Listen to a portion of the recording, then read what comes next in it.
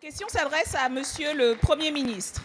Même si, étant donné le peu d'autorité qu'il a démontré avoir sur ses précédents gouvernements, il serait certainement plus rapide de s'adresser directement au banquier en chef de la start-up Macron. Il l'a dit, c'est lui le seul responsable. Et précisément, il s'agit d'un domaine qu'il connaît très très bien. Je veux parler du dernier scandale de fraude fiscale impliquant les plus grandes banques européennes, le scandale Cum-Ex Files. Les Cum-Ex Files, ce sont 55 milliards d'euros sur 15 ans, volés aux États et au peuple européen, et 3 milliards par an pour la France. C'est l'association crapuleuse de banques, d'avocats fiscalistes et d'entreprises du CAC 40 français, du DAX allemand et du London Stock Exchange. Les trois principales banques françaises, BNP Paribas, Crédit Lyonnais et Société Générale, seraient concernées. Les mêmes qui se gavent d'agio sur les petits découverts ont des bureaux entiers dédiés à faire évader l'argent. C'est l'exemple même que pour lutter efficacement contre la fraude fiscale et l'évasion, il faut plus que les grandes déclarations d'intention dont vous êtes coutumiers. Il faut, face aux délinquants en col blanc, une volonté politique de fer qui se donne de moyens fiscaux et policiers suffisants, ce dont en la matière vous manquez cruellement. Jugez donc. Au cours des derniers mois, nous vous avons proposé des mesures fortes pour lutter contre ce fléau. Renforcement de l'abus de droit fiscal, sanctions dissuasives contre les complices de fraude, redéfinition des accords avec les paradis fiscaux, encadrement strict du secret des affaires qui leur permet de tout dissimuler, augmentation des moyens d'investigation et d'action des agents des comptes publics. Rejeté par votre majorité. Vous avez préféré faire adopter des textes sans consistance, car vidés d'outils contraignants. Et vous préférez continuer la casse du service public fiscal, censé lutter contre ces fraudes. En 2018 et 2019, il va y avoir 2313 postes en moins dans le ministère des Comptes publics. 3100 postes ont été supprimés dans les seuls services et les syndicats insistent sur les difficultés à détecter les fraudes.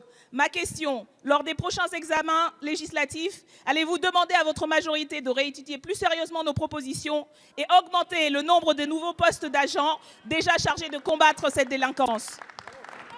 Monsieur le Président, Mesdames et Messieurs les députés, Madame la députée Obono, je suis très étonné parce qu'aujourd'hui, votre question devant vos collègues et la télévision, sans doute, mérite la démagogie avec laquelle vous me posez ce problème, alors que dans l'hémicycle, Madame la députée, vous n'avez pas adopté le texte de lutte contre la fraude qui nous permet justement de pénaliser demain les intermédiaires financiers. Et c'est un grand regret que vous devez avoir désormais.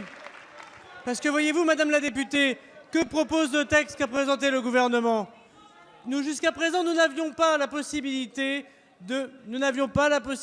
de poursuivre ceux qui étaient des intermédiaires financiers, y compris, pourquoi pas, en effet, d'après ce que dit le journal Le Monde, de grandes banques françaises, parce que nous les poursuivrons. Et on n'a pas attendu, Madame la députée, les révélations du journal Le Monde. Sachez que parmi les entreprises qui ont pu être révélées, un certain nombre ont déjà connu un certain nombre de contrôles fiscaux qui ont mis à mal ces montages. Et des pénalités de 80% ont été appliquées par l'administration dont j'ai la charge. La seule différence, c'est que nous pourrions considérer qu'il vaut mieux un travail dans l'ombre et efficace qu'une démonstration qui malheureusement s'arrête aux mots que vous évoquez un peu trop souvent dans les médias. Madame la députée, permettez-moi de vous dire autre chose. Le scandale que vous évoquez est un scandale qui essentiellement ne touche pas les entreprises françaises. Il existe peut-être pour 3 milliards, puisque c'est ce qui est évoqué par les journalistes que je remercie de leur investigation, et les vérifications sont en train d'être faites. Et je peux vous assurer, Madame la députée, je sais que vous avez un parti robespierrien, mais écoutez au moins avant de condamner. Je peux vous assurer,